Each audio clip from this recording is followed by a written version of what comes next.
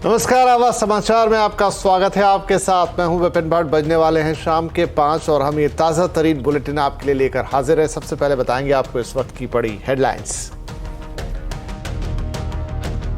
Uniform civil code के नाम पर ऐसे लोगों को भड़काने का काम हो रहा है। ऐसी दोहरी व्यवस्था से देश कैसे चल पाएगा। यूसीसी पर प्रधानमंत्री मोदी ने विपक्ष को घेरा। कहा, यूसीसी पर मुस्लिमों को भड़काया जा रहा है। संविधान और सुप्रीम कोर्ट भी यूसीसी के पक्ष में। विपक्षी एकता को बताया भ्रष्टाचार के खिलाफ कार्रवाई का डर। मेरी गारंटी है, हर घोटालेबाज पर कार्रवाई की गारंटी। चुनाव से पहले गन्ना किसानों को बड़ी राहत देने की तैयारी। गन्ना खरीद की कीमत यानी एफआरपी में 1000 रुपए प्रति क्विंटल की हो सकती है बढ़ोतरी। कल कैबिनेट की बैठक में हो सकता है फैसला। सीएनबीसी आवाज की एक्सक्लूसिव खबर। जून एक्सपायरी से पहले बाजार में जोश। रियल्टी, बैंकिंग, मेटल, आईटी शेयरों में आज रही तेजी। मिड और स्मॉल कैप इंडेक्स बढ़त पर हुए बंद। सेंसेक्स 446 तो निफ्टी 126 अंक चढ़ा। 1 जुलाई से लागू हो जाएगा एचडीएफसी और एचडीएफसी बैंक का मर्जर। चेयरमैन दीपक पारेख का बड़ा बयान। 13 जुलाई से एचडीएफसी के शेयर मार्केट से हट जाएंगे। बुधवार की जगह अब गुरुवार को होगी बकरीद की छुट्टी। एक्सचेंज ने दी जानकारी। कल ही होगी जून सीरीज की एक्सपायरी। आरबीआई ने भी गुरुवार की छुट्टी का किया ऐलान। और अमेरिका में भारतीयों की बड़ी जीत। न्यूयॉर्क शहर में दिवाली पर स्कूलों में अब रहेगी छुट्टी। पब्लिक हॉलिडे के लिए बिल पास। इसके अलावा भारत की मेजबानी में 5 अक्टूबर से शुरू होगा आईसीसी वनडे वर्ल्ड कप। 15 अक्टूबर को टीम इंडिया और पाकिस्तान का मुकाबला। मुंबई कोलकाता में सेमीफाइनल तो अहमदाबाद में 19 नवंबर को होगा फाइनल।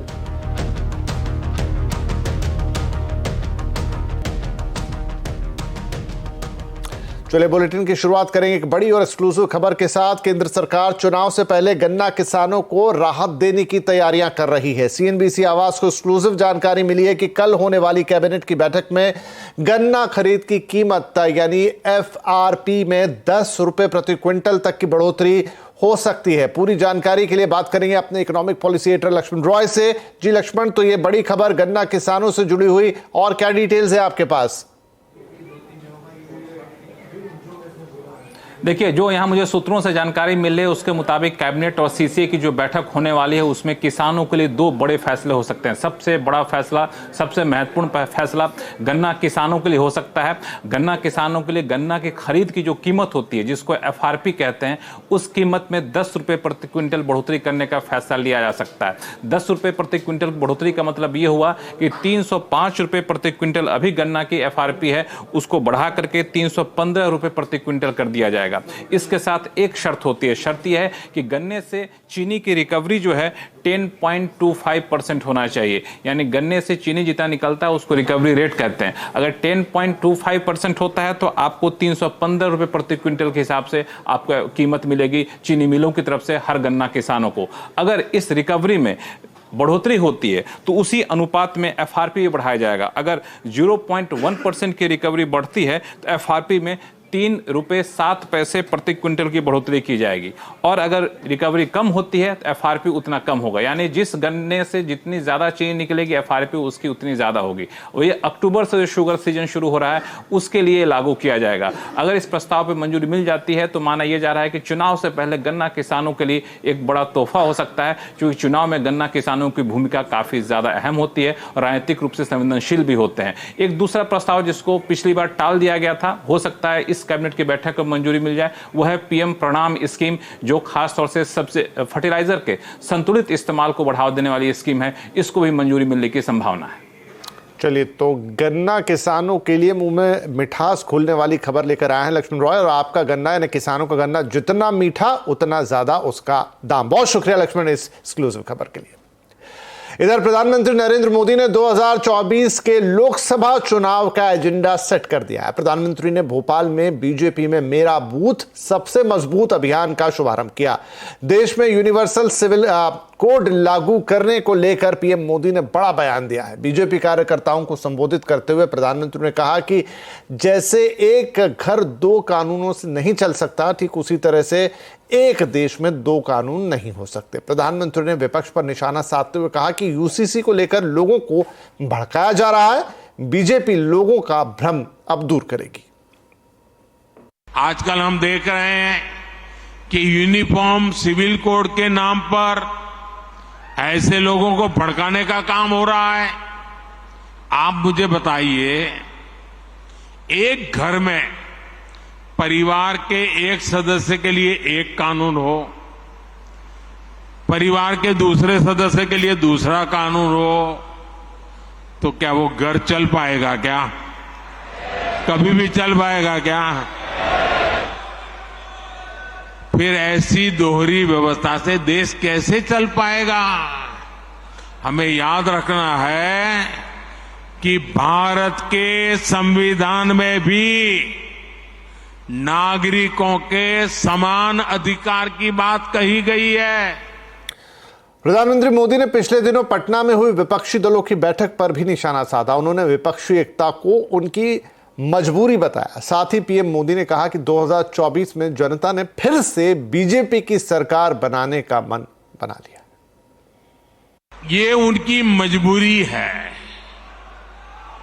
ये विपक्षी दलों की हरकतों से, उनकी घबराहट से साफ है कि देश की जनता ने 2024 के चुनाव में भाजपा को वापस लाने का मन बना लिया है।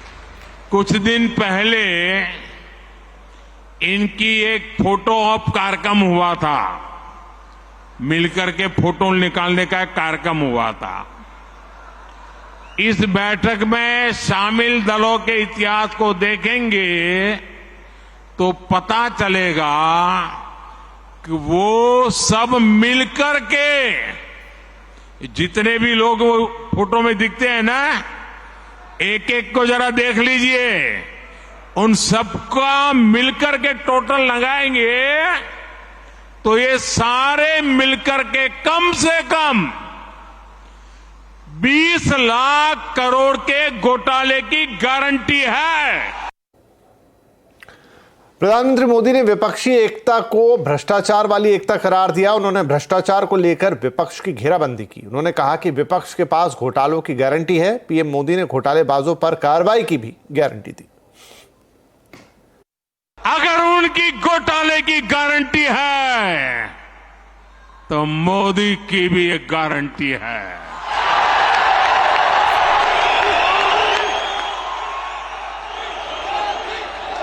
और मेरी गारंटी है, हर घोटालेबाज पर कार्रवाई की गारंटी।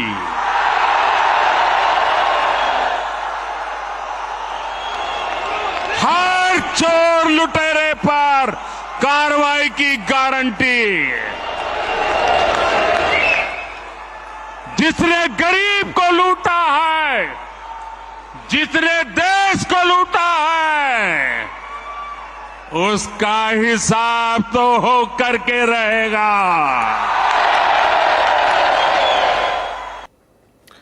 यूसीसी पर पीएम मोदी के बयान को लेकर विपक्षी दलों ने बीजेपी पर भी पलटवार किया है। एआईएमआईएम के अध्यक्ष असदुद्दीन ओवैसी ने कहा है कि मोदी जी यूसीसी नहीं, हिंदू सिविल कोड की बात कर रहे हैं। वो हिंदू सिविल कोड की बात कर रहे हैं। पूरे जो इस्लामिक रेफरेंसेस है प्रैक्टिसेस के, उसको वो इलीगल ट्रीट करेंगे और पूरे हिंदू प्रैक्टिसेस को प्रधानमंत्री अंडर द लॉ प्रोटेक्ट कर लेंगे। मैं प्रधानमंत्री को चैलेंज कर रहा हूं, 300 एमपी आपका ने है, आप हिंदू अनडिवाइडेड फैमिली को एबॉलिश करो पहले, नंबर 1। कर सकते क्या आप? इधर कांग्रेस ने विपक्षी एकता पर पीएम के बयान को लेकर उन पर निशाना साधा है। कांग्रेस ने कहा है कि विपक्ष की एकता देखकर प्रधानमंत्री मोदी बौखला गए हैं। प्रधानमंत्री मोदी से एक दिक्कत यह है कि उनके पुराने साथी उनको लगातार छोड़ के चले गए। 19 घटक दलों का एनडीए छोड़ना मोदी जी के दम्भ और अहंकार के चलते ही हुआ है। अगर कोई मित्रता निभा रहा है और समूचा विपक्ष जब खड़ा हो जाता है तो आप टस से मस नहीं कर पाते हैं, आप सदन नहीं चला पाते, आप खुद सदन अवरोध करने लगते हैं। ये मोदी जी का डर और बौखलाहट है, अच्छी बात है, और डरे और बौखलाएं, क्योंकि ये जो समूचा विपक्ष है ये हिंदुस्तान की एक बड़ी आबादी की बात कर रहा है, मुद्दों की बात कर रहा है, ये महंगाई बेरोजगारी की बात कर रहा है, जिन बातों से मोदी जी बचना चाहते हैं, जिसको सुनकर असहज हो जाते हैं। प्रधानमंत्री मोदी के बयानों पर काफी बयानबाजी और राजनीति हो रही है, लेकिन फिलहाल हम रुख करेंगे बाजार का, जहां पर जून एक्सपायरी से पहले आज बाजार में जोश दिखा। बाजार आज बढ़त पर बंद हुआ। सेंसेक्स 446 अंक चढ़ा और 63,416 पर पहुंचा, तो निफ्टी 126 अंक चढ़कर 18,817 पर। आज सबसे ज्यादा तेजी रियल्टी, बैंकिंग, मेटल और आईटी शेयरों में देखने को मिली। एफएमसीजी शेयरों में हालांकि आज दबाव देखा गया। भारत का डंका दुनिया भर में बज रहा है और जल्द भारत दुनिया की तीसरी सबसे बड़ी इकोनॉमी बन जाएगा। एनाम होल्डिंग के मनीष चौखानी ने सीएनबीसी आवाज के मैनेजिंग एडिटर अनुज सिंघल से खास बातचीत में यह भरोसा जताया है। उनका मानना है कि अगले 10 साल में भारत की तस्वीर बदल जाएगी और ये ग्लोबल ग्रोथ को लीड करेगा। आप कह रहे हैं सेंचुरी में इंडिया वर्ल्ड की लार्जेस्ट इकोनॉमी बन जाएगी। हाँ जी।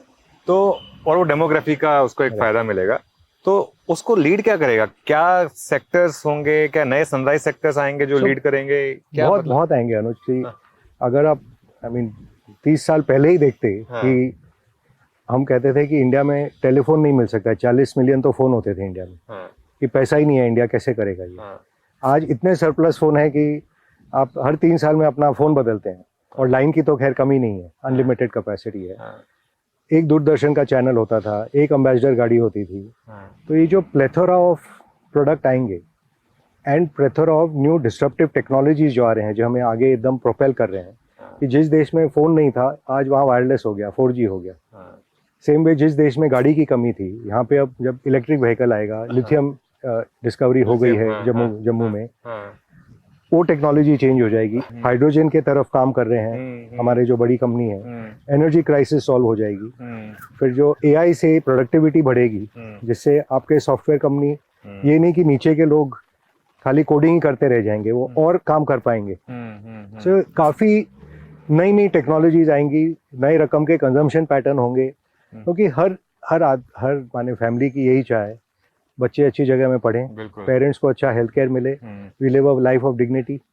और 1 बिलियन लोग जो आज कंजम्पशन ब्रैकेट में है ही नहीं, वो जब उठेंगे तो उसका मल्टीप्लायर इफेक्ट सोच सकते हैं। तो मनीष चौखानी की चौखी बात देखिए। ये पूरी बातचीत आज शाम 5:57 पर हमारे यहाँ।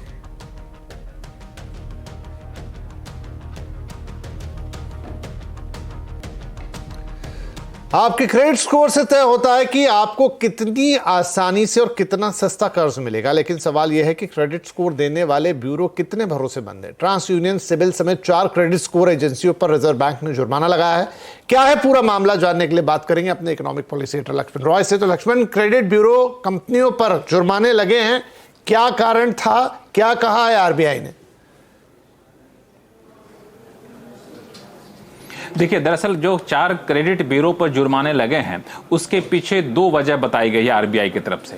पहली बात कि जो बोरोवर हैं, यानी जो लोग कर्ज लेते हैं, वो जब अपनी बात रखते हैं क्रेडिट ब्यूरो के पास, तो उन बातों को क्रेडिट स्कोर में शामिल करने में क्रेडिट ब्यूरो की तरफ से लेट लतीफी होती है। तय समय सीमा के भीतर उनकी बातों को शामिल नहीं किया जाता है। नतीजा ये निकलता है कि सामने वाले या कंज्यूमर कह लें या फिर लोन लेने वालों की बात को शामिल नहीं करने की वजह से उनके क्रेडिट स्कोर लंबे समय तक खराब रह जाते हैं। दूसरा ये कि जब कोई बात या क्रेडिट स्कोर में कोई दर्ज आपत्ति होती है, उस पर कोई बोरोवर कहता है कि नहीं ये गलत है, या फिर अपनी कोई शिकायत देता है कर्ज लेने वाला व्यक्ति, तो उस शिकायत का निपटारा भी तय समय सीमा के भीतर नहीं किया जाता है। ना ही उस ग्राहक को यह बताया जाता है कि आपको एक शिकायत पर क्या कार्रवाई की गई है। इसके भी एक सीमा होती है 30 दिन की, उस सीमा के भीतर नहीं बताया गया। ऐसे कई मामले रिजर्व बैंक के सामने आए और उन मामलों को देखते हुए रिजर्व बैंक ने 4 क्रेडिट स्कोर कंपनियों पर जुर्माना लगाया है, जिसमें सिबिल पर 26 लाख का जुर्माना लगाया है, एक्सपेरियन क्रेडिट पर करीब 25 लाख का, इक्विफैक्स क्रेडिट पर करीब 24.5 लाख का और CRIF हाई मार्क पे करीब 26 लाख रुपए का जुर्माना लगाया गया है। ये काफी महत्वपूर्ण इस वजह से जानना है और हमारे आपके करीब है, क्योंकि हम आप जब कर्ज लेने जाते हैं तो कई बार ये कहा जाता है कि आपका क्रेडिट स्कोर खराब है, हम आपको कर्ज नहीं दे सकते हैं। पता चलता है क्रेडिट स्कोर खराब क्यों है, तो आपने EMI नहीं चुकाई, आपने क्रेडिट कार्ड का पेमेंट नहीं किया, फिर आप कहते हैं हम तो सारा कुछ किया होता, फिर कैसे खराब है, तो कहता आप सिविल से बात करिए, फिर अपने क्रेडिट स्कोर से बात करिए। तो एक लंबी प्रक्रिया होती है। इसमें रिजर्व बैंक का कहना है कि आप बोरोवर यानी कंज्यूमर का भी खास ख्याल रखिए, जितना आप वित्त लेन देन करने वाली कंपनी बैंकों को ख्याल रखते हैं, और उसी की तरफ रिजर्व बैंक ने कदम बढ़ाते हुए जुर्माना लगाया है, ताकि क्रेडिट स्कोर वाली जो कंपनियां हैं वो ज्यादा जागरूक रहें, जिम्मेदार रहें कंज्यूमर के प्रति भी। जी, बहुत बड़ी और इंपॉर्टेंट खबर ये, और RBI का ये कदम भी उतना ही महत्वपूर्ण। तो कहीं आपका क्रेडिट स्कोर भी लापरवाही का शिकार तो नहीं है? कैसे सही रखें अपना क्रेडिट स्कोर, आज कंज्यूमर अड्डा में इसी पर करेंगे बड़ी चर्चा शाम 5:57 पर। जरूर जुड़िएगा हमारे साथ। क्रेडिट स्कोर, साख पर सवाल। और यहां पर वक्त एक छोटे से ब्रेक का, लेकिन ब्रेक के बाद वर्ल्ड कप का हो गया है शेड्यूल का ऐलान। 15 अक्टूबर को सबसे बड़ा मुकाबला, पूरा डिटेल इस ब्रेक के बाद। क्रिकेट से जुड़ी बड़ी खबर, तो ICC ने भारत में होने वाले क्रिकेट वर्ल्ड कप 2023 के लिए शेड्यूल जारी कर दिया है। आइए आपको बताते हैं कि क्या और कैसे और कब कौन से मुकाबले कहां कहां खेले जाने वाले। तो 5 अक्टूबर से 9 नवंबर के बीच भारत में क्रिकेट का यह महामुकाबला खेला जाएगा। 50-50 ओवर वाला बड़ा वर्ल्ड कप, 46 दिनों में 48 मैचेस होने हैं टोटल। तो इतने सारे मैचेस हैं, शायद अब तक सबसे ज्यादा। इसमें कुल 10 टीमें हिस्सा लेंगी, जिसमें से 8 टीमें ऑलरेडी क्वालिफाई कर चुकी हैं, लेकिन 2 टीमों के लिए अभी क्वालिफाइंग राउंड जारी है। कौन कौन सी टीमों ने क्वालिफाई किया है? तो न्यूजीलैंड और इंग्लैंड, पिछली बार के दोनों फाइनलिस्ट।